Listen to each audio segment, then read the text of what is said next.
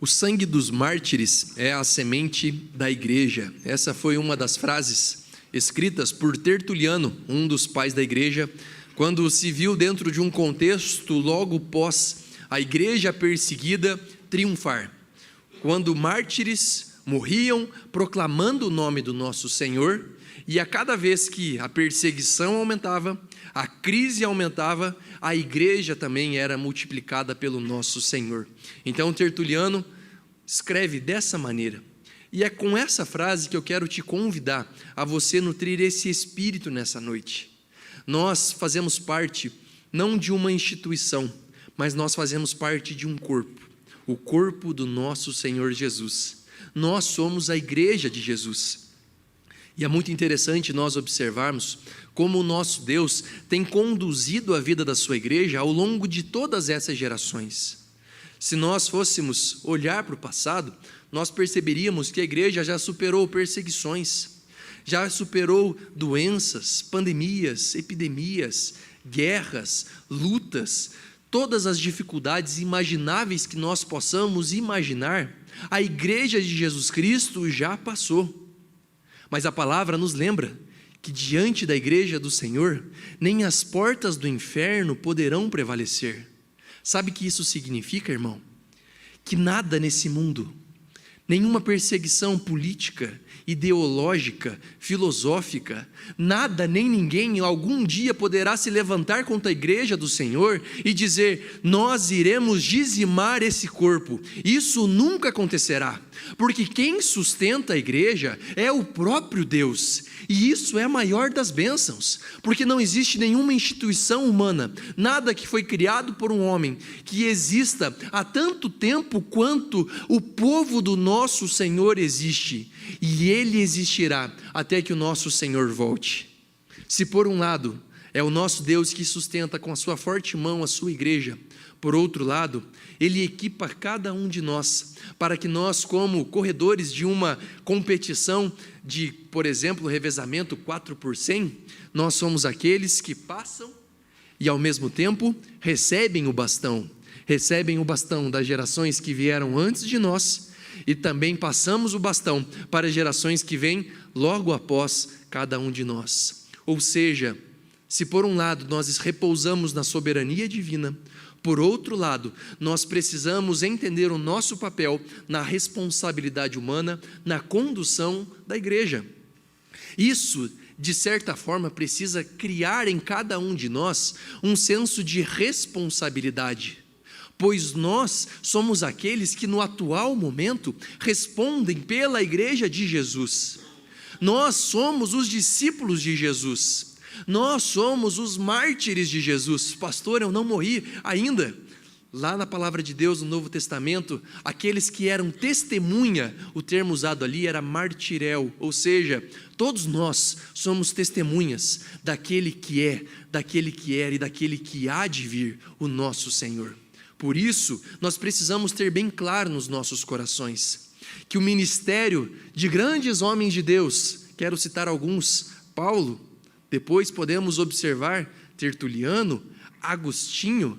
Nós podemos avançar um pouquinho na história, no período da pré-reforma, nós vemos homens que foram usados como John Huss, durante a reforma, Martinho Lutero, João Calvino, homens lá no período do avivamento dos Estados Unidos, John Wesley, Charles Spurgeon, Jonathan Edwards, avançando um pouquinho mais na história, Billy Graham, chegando hoje em cada um de nós. Queridos, nós estamos com esse bastão, nós somos a igreja de Jesus hoje, e por isso nós precisamos entender o tamanho da responsabilidade que está sobre cada um de nós, porque quando nós falamos em uma igreja multiplicadora, nós pensamos em uma igreja que multiplica discípulos, e hoje eu quero falar com os irmãos sobre uma igreja que multiplica santidade.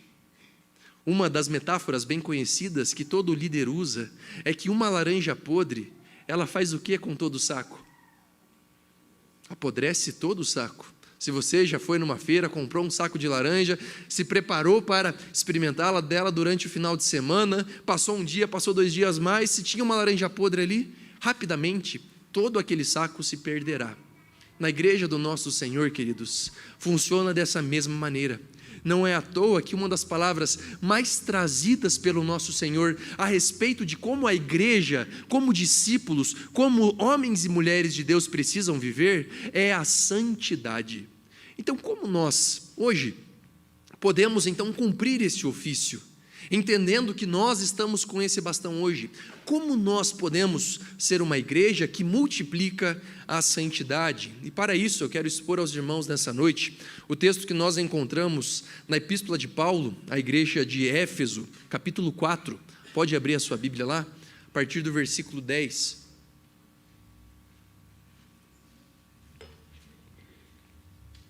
Efésios, capítulo 4, do versículo 10 até o versículo de número 24. Coloque-se em pé, vamos ler a palavra do nosso Senhor. Aquele que desceu é também o mesmo que subiu acima de todos os céus, para encher todas as coisas, e ele mesmo concedeu uns para apóstolos, outros para profetas, outros para evangelistas, e outros para pastores e mestres, com vistas ao aperfeiçoamento dos santos, para o desempenho do seu serviço, para a edificação do corpo de Cristo, até que todos cheguemos à unidade da fé e do pleno conhecimento do Filho de Deus, à perfeita varonilidade, à medida da estatura da plenitude de Cristo, para que não mais sejamos como meninos, agitados de um lado para outro e levados ao redor por todo o vento de doutrina, pela artimanha dos homens, pela astúcia com que induzem ao erro, mas, seguindo a verdade em amor, cresçamos em tudo naquele que é a cabeça, Cristo, de quem todo o corpo, bem ajustado e consolidado pelo auxílio de toda a junta, segundo a justa cooperação de cada parte, efetua o seu próprio aumento e a edificação de si mesmo em amor. Isto, portanto, digo, e no Senhor testifico, que não mais andeis como também andam os gentios, na vaidade dos seus próprios pensamentos, obscurecidos de entendimento, alheios à vida de Deus por causa da ignorância em que vivem, pela dureza do seu coração, os quais, tendo se tornado insensíveis, se entregaram à dissolução para com avidez cometerem toda sorte de impureza. Mas não foi assim que aprendestes a Cristo, se é que de fato o tendes ouvido e nele fostes instruídos, segundo é a verdade em Jesus, no sentido de que, quanto ao trato passado, vos despojeis do velho homem, que se corrompe segundo as concupiscências do engano, e vos renoveis no espírito do vosso entendimento, e vos revistais do novo homem, criado segundo Deus, em justiça e retidão procedentes da verdade. Santo Deus, nós estamos nesse momento diante da sua palavra, que é poderosa para transformar cada um de nós. Eu peço que nesse tempo o Senhor repreenda toda e qualquer tentativa de Satanás de nos tomar a atenção, que o nosso foco não esteja num jogo que talvez esteja passando, nas preocupações lá de fora, ou qualquer outro compromisso que tenhamos ao longo dessa semana. Que o nosso foco, Pai, seja o Senhor e a sua palavra. Que o nosso desejo de ouvir a sua voz seja maior que o nosso desejo de ir embora. Que nesse tempo nós sejamos alimentados e vivificados pelo seu Santo Espírito. Pai, a nossa vida não faz sentido longe do Senhor. Que nesse tempo, Pai, o Senhor trate a nossa reverência, a nossa vontade, o nosso desejo de estar perto do Senhor, ouvindo a sua voz e sendo transformados pelo seu poder. Fala conosco, Pai, no nome santo e poderoso de Jesus. Amém. Pode se assentar, querido. Paulo, escrevendo aos Efésios, antes de nós adentrarmos na essência dessa mensagem, quero introduzi-lo de uma maneira a apresentar o contexto daquela igreja. A igreja de Éfeso não era uma igreja como nós temos nos nossos moldes, como pessoas se reuniam dentro de um grande templo. Eram igrejas onde as pessoas se encontravam em casas para aprenderem mais sobre a palavra do nosso Senhor, sobre o ministério de Jesus, sobre aquilo que os apóstolos contariam sobre as maravilhas do Evangelho, sobre a sua doutrina, a doutrina dos apóstolos. Então, essa igreja, que era situada numa das principais cidades do Império Romano, era conhecida também por ser uma igreja que nutria de grandes homens e mulheres de Deus. Uma igreja que exerceu um impacto muito grande naquele contexto. A cidade de Éfeso era uma cidade também conhecida pela sua relevância dentro do próprio Império Romano, tendo em vista ser uma cidade extremamente politizada, uma cidade onde grandes pensadores saíram, e conhecida também pelas suas grandes bibliotecas, onde homens e mulheres tinham acesso a um acervo gigantesco para aprenderem sobre todo e qualquer ensinamento humano. A cidade de Éfeso era também conhecida por ser uma cidade estratégica na missão do nosso Senhor, uma daquelas cidades escolhidas a dedo pelo próprio Deus, o qual enviou o seu apóstolo Paulo para pregar as boas novas, onde muitos conheceram o Evangelho de Jesus. Esse texto, ele se propõe a nos apresentar como então nós que agora já fomos regenerados pelo nosso Senhor, nós que já sabemos que Ele é o único Senhor das nossas vidas, como nós podemos exercer a nossa vida, o nosso ministério, de modo a cumprir com excelência a nossa missão de multiplicarmos a santidade dentro do povo de Deus. E é para isso, então, que Paulo se propõe a escrever essa carta, revelado pelo nosso Senhor aos seus ouvidos. Em primeiro lugar, uma igreja que multiplica a santidade é uma igreja que cumpre o seu propósito. Leiamos os versículos 12 e 13. O texto diz: com vistas ao aperfeiçoamento dos santos, para o desempenho do seu serviço, para a edificação do corpo de Cristo, até que todos cheguemos à unidade da fé e do pleno conhecimento do Filho de Deus, a perfeita varonilidade à medida da estatura da plenitude de Cristo. Esses dois versículos nos falam sobre o propósito pelo qual Deus resgatou, chamou, predestinou, elegeu cada um de nós. E que propósito é esse? Em primeiro lugar, que nós sejamos santos como Ele é santo. Nós encontramos tanto em Levítico, depois repetido em Hebreus, Deus instando cada um de nós a sermos santos, porque Ele é santo. Tendo em vista isso, então Paulo fala que com vistas ao aperfeiçoamento, a palavra no original, ela tem o sentido também de que nós precisamos nos equipar para cumprir o ministério de Jesus, para o desempenho do seu serviço, para a edificação do corpo de Cristo. Algumas informações importantes sobre esse primeiro versículo. A ideia que Paulo está tratando aqui não é a ideia que, se você avançar um pouquinho no texto, você vai perceber no versículo 11, voltando um pouquinho no versículo 11, quando fala que ele concedeu uns para apóstolos, outros para profetas, outros para evangelistas, outros para pastores e mestres. De fato, Deus estabeleceu todos esses ministérios dentro da sua igreja. Mas o propósito desse estabelecimento desses ministérios é que esses ministérios sirvam como instrumentos do próprio Deus para equipar a igreja, para que a igreja possa desempenhar o seu papel dentro do próprio corpo.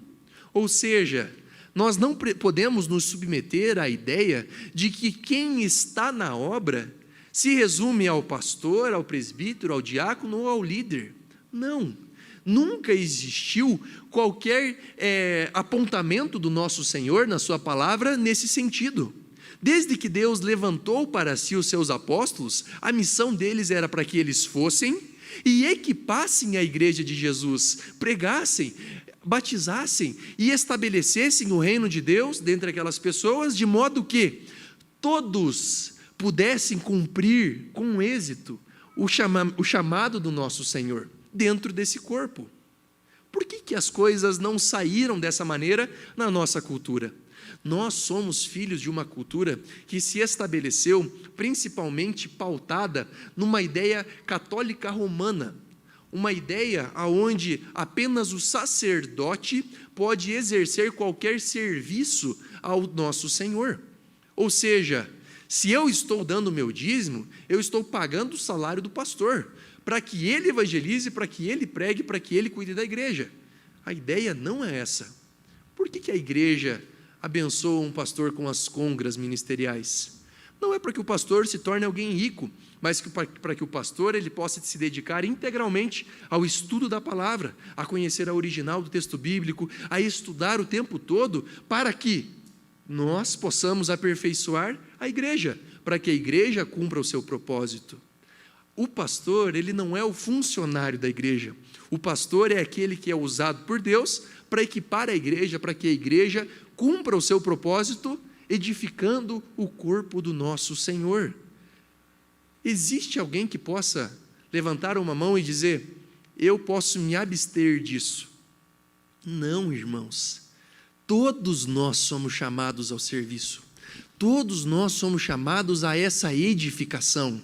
Esse texto não é uma mensagem para apóstolos, mestres e evangelistas, não. É um texto que cada um de nós somos chamados a cumprir o nosso propósito dentro do reino de Deus. Então é isso que Paulo está dizendo nesse primeiro versículo, que esse chamamento do nosso Senhor, ele tem vistas no aperfeiçoamento dos santos. Para o quê? Para o desempenho do seu serviço, para a edificação do corpo de Cristo. A segunda ênfase aqui no texto: somos equipados para o quê? O texto fala: para o desempenho do seu serviço. Pastor, é muito simples, eu sou um diácono aqui da nossa igreja, eu preciso simplesmente cumprir a escala que eu estou desempenhando o meu serviço. Vai muito além disso. Não é uma mensagem apenas para os diáconos, presbíteros e pastores, é uma mensagem para toda a igreja.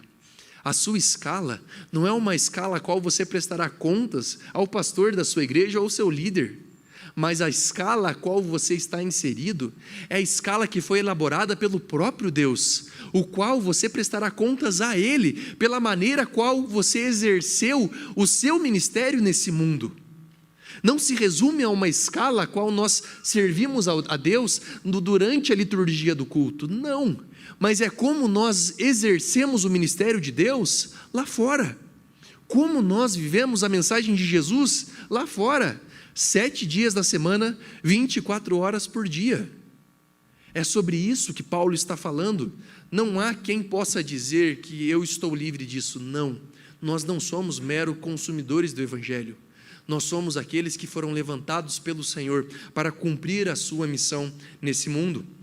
O texto continua, versículo 13 diz assim: até que todos cheguemos à unidade da fé e do pleno conhecimento de Deus, a perfeita varonilidade. 3 itens aqui importantes, queridos. O primeiro deles é a unidade da fé. O propósito do nosso Senhor nunca foi uma igreja igual, uma igreja unida pelo Espírito Santo de Deus, mas diversificada em relação a pessoas, etnias, raças e denominações. Esse é o propósito do nosso Senhor. Mas você já percebeu como que o nosso pecado funciona? Quem que nós estamos sempre prontos a receber dentro da nossa igreja? Aqueles que são parecidos conosco. Quando você encontra alguém que pensa como você, não é tão mais gostoso você conversar com ele? Não é tão melhor você criar uma amizade com quem pensa igual você? Mas o reino de Deus não é teu. O mandamento do nosso Senhor não é que nós façamos as pessoas a nossa imagem e semelhança, mas para que nós sejamos a imagem e semelhança do próprio Jesus. Ou seja, a unidade, ela pressupõe essa diversidade. Nós precisamos nos alegrar quando entram pessoas que nós não conhecemos aqui. E seja muito bem-vinda, Renata, que Deus te abençoe. Nós precisamos nos alegrar quando a nossa igreja enche de visitante. Nós precisamos nos alegrar quando pessoas as quais nós nunca um dia nas nossas vidas cruzaríamos os nossos caminhos se não fosse pelo nosso Senhor. E aqui eu quero te perguntar, mas quantos amigos você fez aqui dentro desse lugar que quando você viu pela primeira vez você falou assim, aquele ali tem narizinho empinado, aquele ali é muito chato, e depois, conforme você foi conhecendo, você percebeu que o chato e o narizinho empinado era você, e aquela pessoa se tornou uma grande pessoa na sua vida. Eu já passei por isso, e eu tenho grandes amigos aqui, que eu chamo de irmãos. E o que isso nos mostra? Que o nosso Deus deseja que nós vivamos essa unidade, e isso é maravilhoso.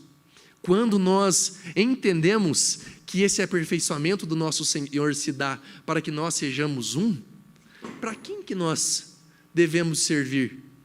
Para quem que é o serviço? Olha para quem está do teu lado aí. É para quem está perto de você. Eu gosto sempre de falar que problemas na vida dos nossos irmãos não são coisas que fazem com que nós possamos olhar para isso e falar assim: meu Deus, mais um problema na vida daquela pessoa. Não, são oportunidades que o Senhor nos dá para que nós possamos servir uns aos outros e assim sermos um. Segundo item que Paulo nos apresenta é sobre o pleno conhecimento do Filho de Deus. Ele diz então dessa unidade da fé e ele fala do pleno conhecimento do Filho de Deus. A ideia de que a igreja, ela coopere para que nós saibamos claramente distinguir quem é Jesus e como ele nos chama para perto de si, como ele se revelou a partir da sua santa palavra. Você sabe como que as pessoas que trabalham em banco aprendem sobre notas falsas? Eles passam por treinamentos rigorosos para conhecerem piamente a nota verdadeira. Porque imagine, se eles fossem estudar cada variação de nota falsa, eles nunca chegariam ao fim. Então eles se submetem a aprender exatamente como é uma nota verdadeira. Porque quando chega uma nota falsa, eles claramente sabem distinguir: aquela é uma nota falsa. No Evangelho de Jesus Cristo funciona dessa mesma maneira. O pleno conhecimento de Jesus se dá dessa mesma maneira. Quem é Jesus? O que ele veio fazer entre nós? Por que ele foi enviado por Deus? Por que Jesus precisou morrer numa cruz? Por que ele ressuscitou? Por que ele um dia disse que voltará?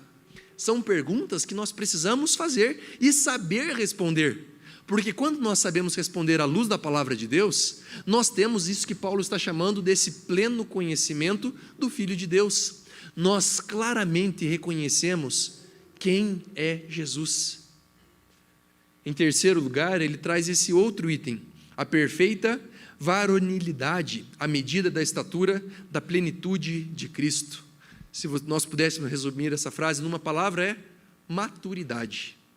Paulo, ele fala que nós precisamos ter essa unidade na fé, ele fala que nós precisamos ter esse pleno conhecimento do Filho de Deus, e nós precisamos ser crentes maduros, pessoas que estão mais preocupadas com a missão, pessoas que estão mais preocupadas com o evangelismo, pessoas que estão preocupadas com aquilo que é principal na vida do crente, a santidade, pessoas que estão preocupadas em alcançar e ganhar almas para o nosso Senhor, pessoas que estão menos preocupadas com a temperatura do ar-condicionado, ou se a toalha que foi usada na programação da chácara da nossa igreja não agradou a todo mundo.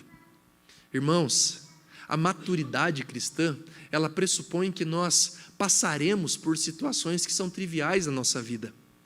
E sabe quando que a gente começa a se preocupar tanto com essas coisas pequenas? Quando nós tiramos os olhos do principal, quando nós focamos naquilo que é acessório, naquilo que, tudo bem se a toalha for daquela cor ou não for, tudo bem se o ar estiver um pouquinho ajustado mais para quente, um pouquinho mais para frio. Nós precisamos ter os nossos olhos claros, fitos no nosso Senhor. O que é principal na nossa vida? O que é principal é que todos nós conheçamos a Deus, que nós vivamos como um, que nós percamos menos tempo com picuinhas, com coisas que não levam a lugar nenhum, e que nós nos dediquemos mais em oração, que nós nos dediquemos mais em jejum, ao evangelismo, à missão. Deixa eu te perguntar, qual foi a última vez que você orou por alguém da sua igreja que não se resumisse apenas à sua família ou a você mesmo? Qual foi a última vez que você orou pelos seus pastores? Qual foi a última vez que você orou pelo ministério de crianças aqui da nossa igreja, adolescentes e jovens? Nós precisamos focar mais naquilo que é principal na vida do crente, e isso é maturidade. É nós entendermos que vão ter momentos que nós vamos dar de frente uns com os outros, mas que, sobretudo, o nosso Senhor nos chama a essa maturidade, a nós nos resolvermos, a nós nos perdoarmos e a nós seguirmos em frente, juntos com o nosso Senhor. Então esses 3 pontos nos mostram por que e como nós podemos cumprir o nosso propósito, como se dá esse aperfeiçoamento, como o Senhor tem conduzido a sua igreja a cumprir o seu propósito. Nós precisamos entender que quando falamos daquilo que é principal, nós falamos também da santidade do nosso Senhor. Nós não podemos viver uma vida a qual nós negligenciamos com o nosso pecado. Sabe por quê? Hebreus capítulo 12, versículo 14 nos lembra: sem santidade ninguém verá a Deus. Sem santidade ninguém verá a Deus. Eu gosto sempre de dizer que a santidade é a credencial do senhorio de Jesus Cristo. Você confessa que Jesus é Senhor sobre a sua vida? É como se você tivesse uma credencial no seu peito. Sabe para que serve uma credencial? Para você entrar em determinados locais. Quando nós vivemos uma vida onde o nosso Senhor é Jesus Cristo, implicitamente nós vivemos uma vida santa. E a vida santa, ela é elemento fundamental para que nós possamos entrar, sabe aonde? Lá no céu, junto com o nosso Senhor. Não porque a santidade nos dá salvação, mas à medida que nós somos salvos, nós buscamos a santidade. Quando nós percebemos isso, irmãos, nós percebemos o valor que a santidade tem nas nossas vidas. Nós precisamos entender que isso é aquilo que de fato aponta tanto para a igreja como para o mundo, que nós somos do nosso Senhor, que nós amamos ao nosso Senhor. Muitas pessoas me perguntam assim: pastor, como que eu faço para vencer determinado pecado? A resposta, sabe onde é que está? Não está no você parar de fazer alguma coisa, mas a resposta está no você buscar mais de Jesus. Não está em você deixar de gostar dos prazeres do mundo, mas está mais em você se deleitar nos prazeres de Jesus. É você amar mais Jesus do que qualquer outra coisa nesse mundo. Só que a nossa cultura não é assim. Sabe por quê? Quando nós perguntamos para as pessoas, para ela o seguinte: por que você quer ir para o céu? Ah, eu quero ir para o céu porque no céu não haverá mais sofrimento, não haverá mais dor. Outros podem dizer: ah, porque no céu a rua será de ouro, as paredes serão de jaspe. Você percebe como nós somos interesseiros? Nós queremos Jesus, às vezes, para fugir dos sofrimentos e das dores desse mundo apenas. E o propósito do nosso Senhor não é que nós tenhamos Jesus como o nosso amuleto da sorte ou como um passe livre para que nós possamos entrar no céu. Não. Jesus Cristo é uma pessoa a qual nós nos relacionamos com Ele. E quando nós nos relacionamos com Ele, nós nos tornamos santos. E nós almejamos estar no céu, não porque a rua é de ouro, não porque a parede é de jaspe, não porque lá não haverá dor, luto, sofrimento, mas porque Jesus estará lá. Agostinho dizia isso, que o céu só é o céu porque Jesus está lá. Se Jesus não estiver no céu, o céu faz sentido? Não, nenhum. Eu preferia estar em qualquer lugar desse mundo, junto da presença do Senhor, porque isso é o céu. Você estar na presença do nosso Senhor faz com que você possa viver o céu ainda hoje, ainda dentro da sua casa, aonde a morte, aonde a dor, aonde há luto, você pode provar de uma presença extraordinária, vivificante, revigoradora, que vai fazer com que você possa enfrentar todos esses desafios. Quando nós percebemos quem Jesus é e o que Ele fez por nós, nós percebemos que nós precisamos buscar santidade, nós precisamos cumprir o nosso papel, cumprir o nosso propósito. Em segundo lugar, uma igreja que multiplica a santidade, uma igreja que cumpre o seu propósito, e é uma igreja que é santa. Versículos 17 a 19, o texto diz: isto, portanto, digo, e no Senhor testifico, que não mais andeis como também andam os gentios, na vaidade dos seus próprios pensamentos. O termo aqui, no sentido de andeis, é uma caminhada contínua, uma jornada, a maneira como nós estamos vivendo. Não se trata de um único momento, mas de toda uma vida. Por isso, não andeis mais como também andam os gentios, na vaidade dos seus próprios pensamentos, obscurecidos de entendimento, alheios à vida de Deus, por causa da ignorância em que vivem, pela dureza do seu coração, os quais, tendo se tornado insensíveis, se entregaram à dissolução, para com avidez cometerem toda sorte de impureza. Você percebe como Paulo, ele caracteriza o gentil? O gentio, no tempo bíblico, era aquele que não pertencia ao povo de Deus. Lá em Atos, quando o Espírito Santo vem sobre os gentios, esses agora passam a ser parte do povo de Deus. Eles não são agora judeus por isso, mas eles fazem da parte da igreja do povo de Deus. Paulo agora usa o termo gentios não para se referir a uma etnia específica, mas para se referir a um povo que não conhece a Deus, ou seja, a igreja de Jesus de um lado, os gentios do outro, aqueles que foram santificados e vivem em santidade, daqueles que estão entregues aos seus pecados. Ou seja, como nós podemos observar como vive um gentio? Observe comigo. Em primeiro lugar, o texto fala que o gentio, ele vive na vaidade dos seus próprios pensamentos. Uma pessoa que é juíza de si mesmo.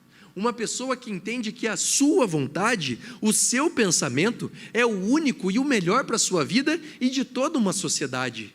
É aquela pessoa que, em determinado momento da sua vida, chega dentro do gabinete pastoral e fala assim: pastor, eu estou aqui para te dizer que eu fiz isso, isso, isso e isso. E eu não estou aqui para que o senhor falar nada não, é só para te comunicar, tá bom? É uma pessoa que pastoreia a si mesmo.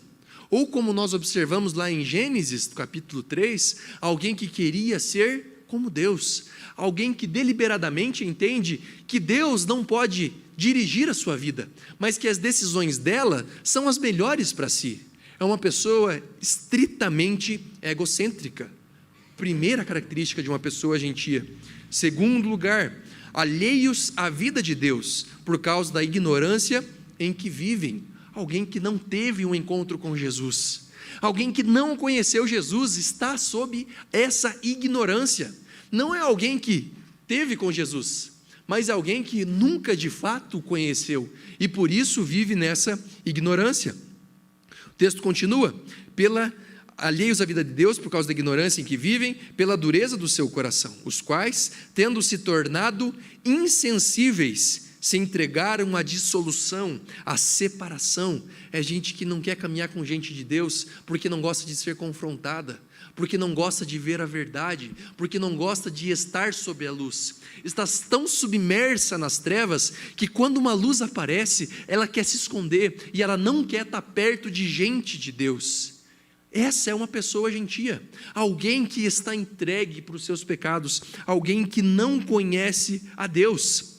Eu vejo pessoas, sempre não, mas com frequência, homens que às vezes chegam para mim e dizem: ah, pastor, eu poderia ter aproveitado mais a minha vida, porque agora que eu virei crente, sabe como é que é, né? Não posso mais sair com as moças, não posso mais fazer determinado tipo de coisa, agora tem que viver a vida direito, né? Acho que eu não aproveitei tanto. Uma vez, lá em São Paulo, uma irmã, mãe de um jovem, chegou para mim assim: pastor, o senhor não sabe como eu estou feliz. O meu filho conheceu a Jesus. E eu estou tão feliz também, sabe por quê? Porque ele conheceu todas as coisas do mundo, e só agora que Jesus chamou ele. É tão triste como uma criança cresce na igreja, né? Não pode fazer nada.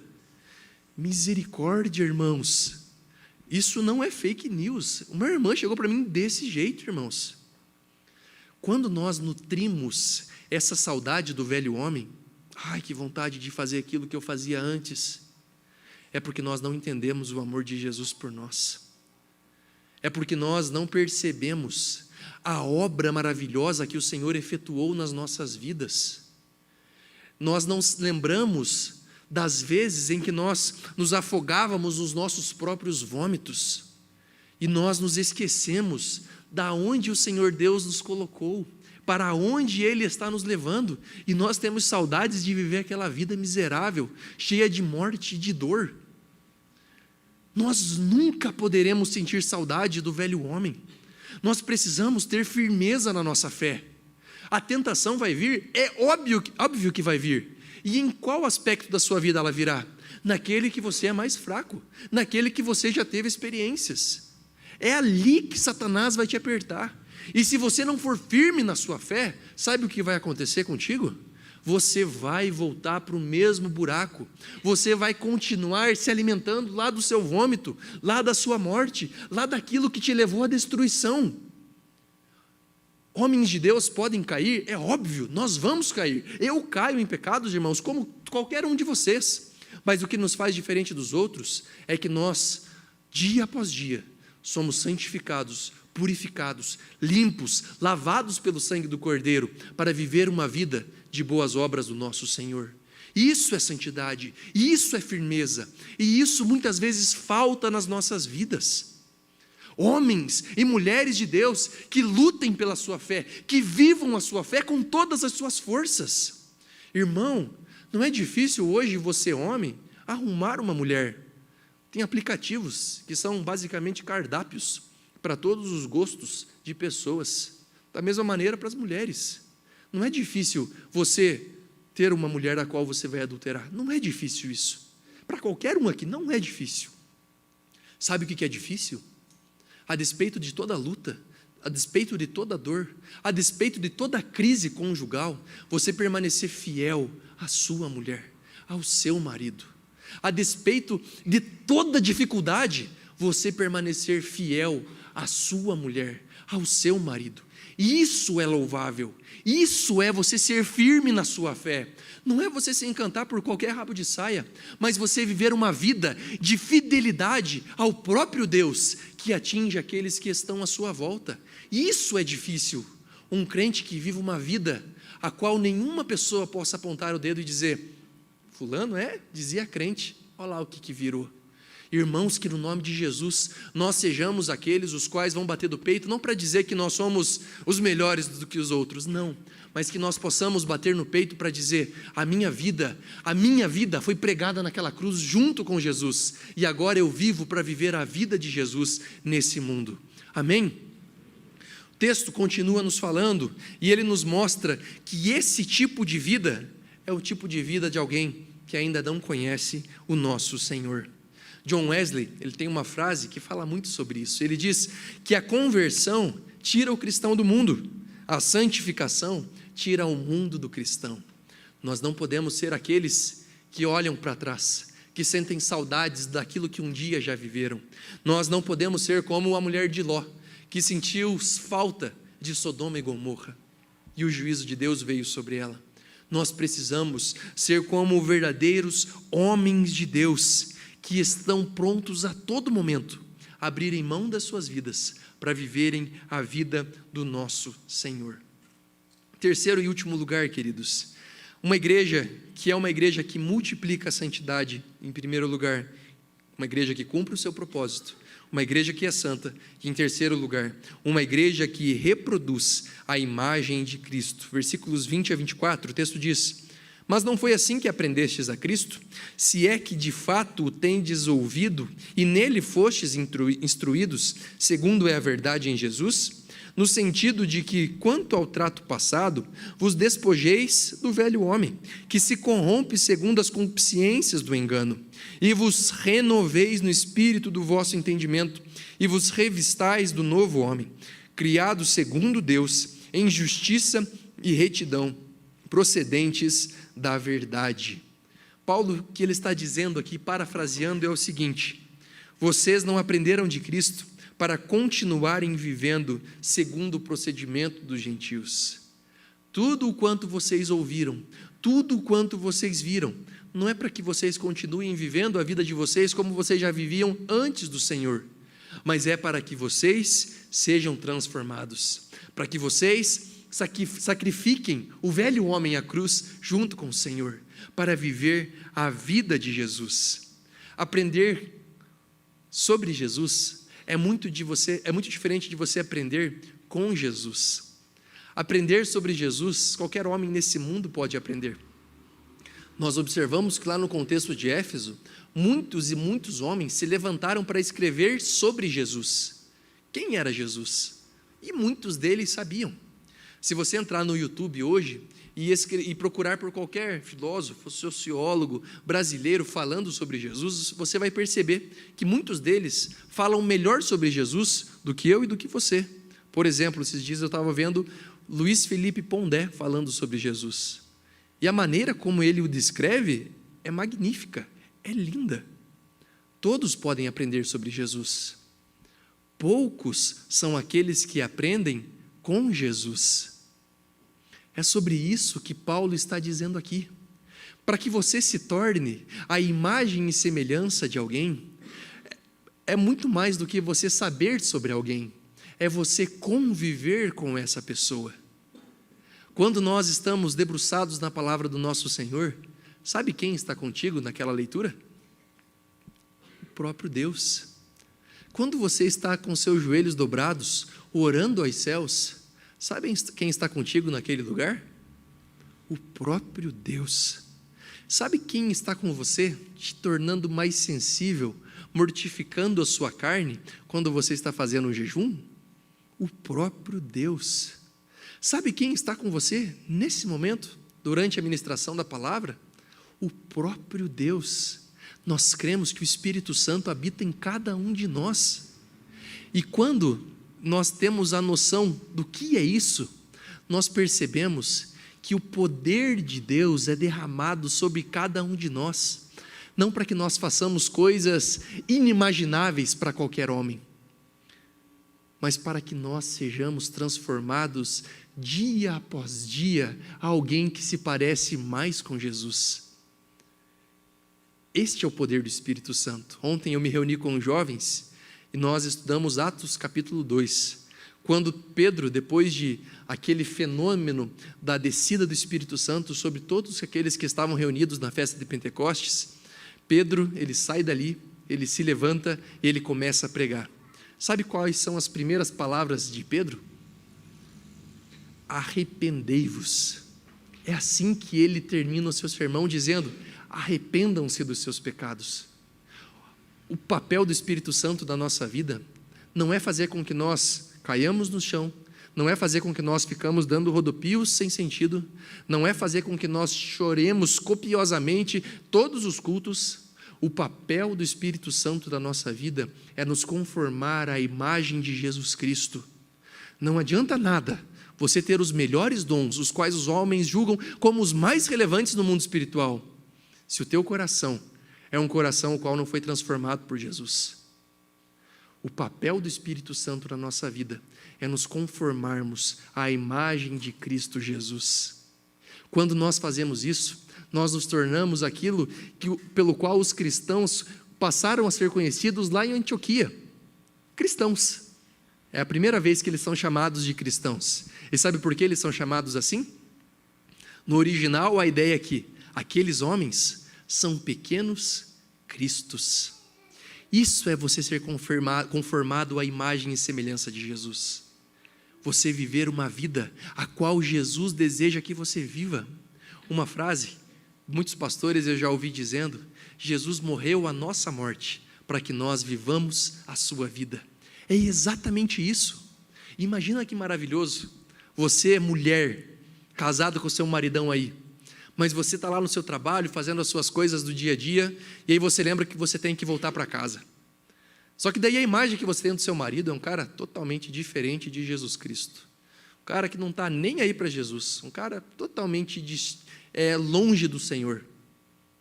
Imaginou? Mas agora imagina que dentro desse mesmo ofício, você se lembra que você tem o estereótipo do próprio Cristo dentro da sua casa.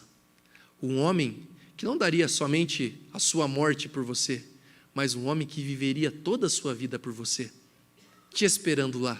Qual que é o ânimo para voltar para casa? É maior, não é?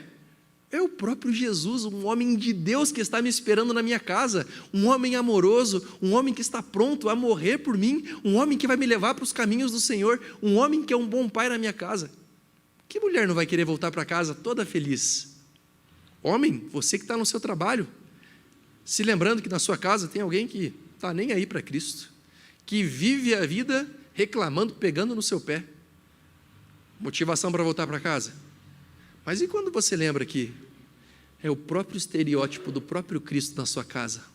Uma mulher de Deus, uma mulher valorosa, uma mulher que excede qualquer riqueza humana. A motivação é outra, não é? É para isso que Jesus te chama, querido. Para que nós reproduzamos essa imagem de Cristo aonde quer que nós estejamos. Para que nós vivamos a vida de Cristo. E quando nós fazemos isso, sabe o que acontece? Nós multiplicamos a santidade. Não porque nós ficamos pensando assim, eu preciso multiplicar a santidade, eu preciso fazer um discípulo, eu preciso ganhar os povos, eu preciso ganhar as nações. Não, isso vai acontecer de maneira natural, porque as pessoas irão querer saber quem é o Deus que você serve, quem é o Deus que você vive, para qual Deus que você vive. Ontem eu contei um exemplo que aconteceu comigo e eu quero compartilhar com os irmãos também. Quando eu conheci a Jesus Cristo, a minha transformação foi literalmente de um dia para o outro. Uma semana atrás eu estava no open bar, dando PT. Na outra semana, eu estava dentro de um acampamento, querendo ser pastor. Foi literalmente isso que aconteceu. A minha vida de antes, ela continuava. Eu trabalhava no mesmo lugar e eu fazia a mesma faculdade. Só que agora eu conheço a Jesus e eu quero ser pastor.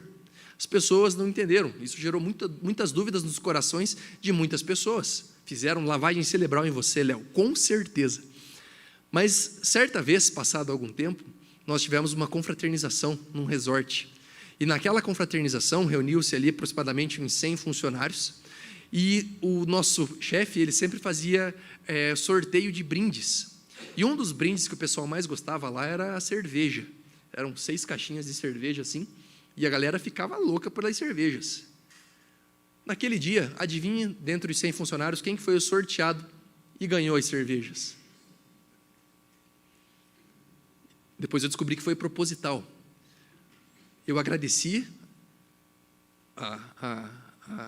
ao sorteio, tinha agradecido porque ao meu chefe a oportunidade que ele tinha me dado. Eu agradeci porque agora Jesus Cristo tinha transformado a minha história e que eu não aceitaria aquele presente que ele poderia sortear para outra pessoa. Adivinha o que aconteceu depois disso? Todo mundo riu. Todo mundo riu de mim. E eu saí feliz. Não porque eu não estou ali para agradar os homens, eu estou ali para servir ao meu Senhor. Todo mundo riu de mim. Naquela mesma noite ainda, alguém bate na porta do meu quarto.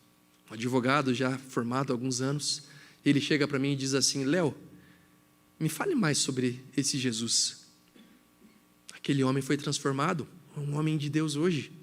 Eu fiz alguma coisa? Foi o próprio Deus que usou pessoas que se dispõem a viver a sua vida nesse mundo. Irmãos, você é um instrumento que o nosso Senhor Deus elegeu, separou, capacitou para que outras pessoas sejam ganhas, trazidas para viver no reino de Deus. Você já percebeu isso? O poder está dentro de você e foi dado pelo próprio Deus e se chama Espírito Santo. Nós precisamos entender que uma igreja que multiplica a santidade, é uma igreja que está pronta para viver de modo a ser imagem e semelhança de Jesus nesse mundo. É para isso que Jesus te chama nessa noite. E é assim que eu quero terminar essa mensagem. Que no nome de Jesus, nós possamos ser uma igreja que cumpre o seu propósito. Uma igreja unida, unificada. Uma igreja que, por mais diversidade que tenha, seja uma igreja unida no mesmo propósito. Uma igreja que tem o pleno conhecimento do nosso Senhor, que distingue Jesus claramente, que não é levado por qualquer vento de doutrina. Uma igreja madura, que não se preocupa com as picuinhas que acontecem por aí, mas está focada na missão, no evangelismo, no avanço do reino de Deus. Uma igreja que é santa. Uma igreja que não negocia com o pecado. Uma igreja que não tem saudade de viver a velha vida. Uma igreja que não tem saudade do velho homem, mas que ama com todo o seu amor o próprio Cristo. Que nós possamos ser também uma igreja que reproduza a imagem de Jesus. Que sejamos a imagem e semelhança de Jesus. Não porque nós podemos, mas porque nos foi dado o poder para isso. Amém? Coloque-se em pé, eu quero orar pela sua vida. Gostaria de chamar o nosso grupo de louvor aqui à frente.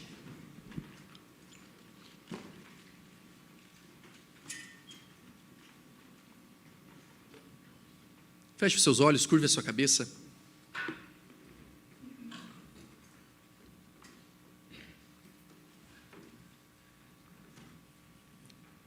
Quero te dar esse 1 minuto para você avaliar como está a sua vida.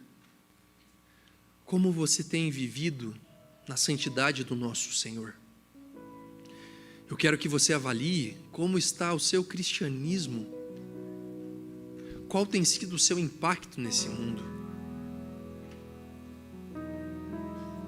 Ore a Deus. Entregue o seu coração a Ele.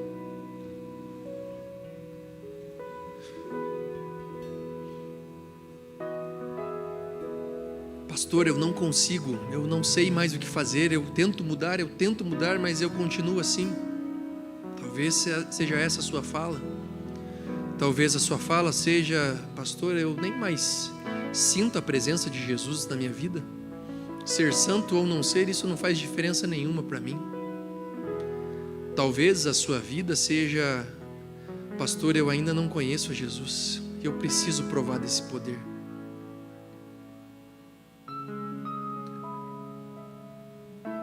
Independentemente do momento que estejamos, queridos, que os nossos olhos estejam nos céus, que nós possamos sempre entender que Ele está te chamando, que Ele está cuidando e que Ele conduzirá a sua vida para mais perto dEle, para você viver uma vida que o glorifique.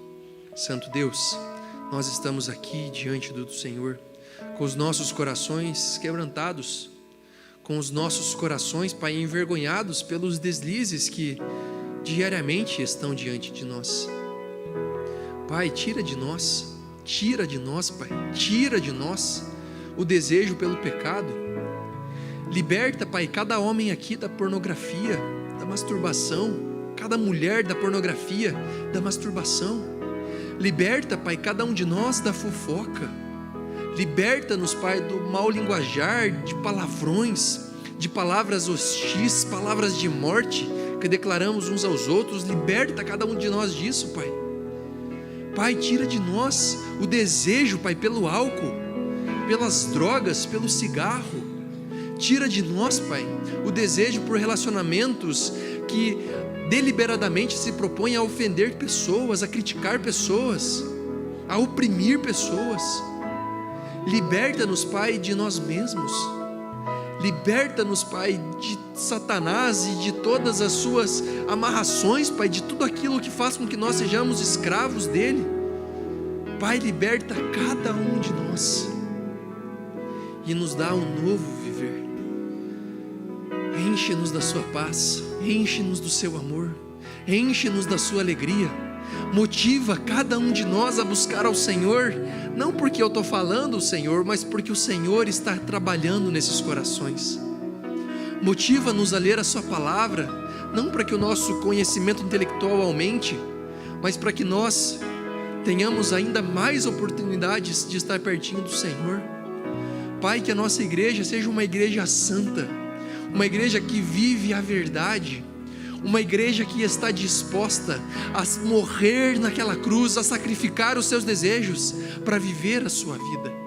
Nos ajuda, Pai, a sermos como um farol que vai levar a sua luz por todas as trevas dessa cidade.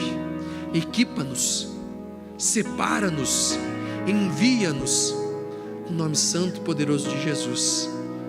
Amém.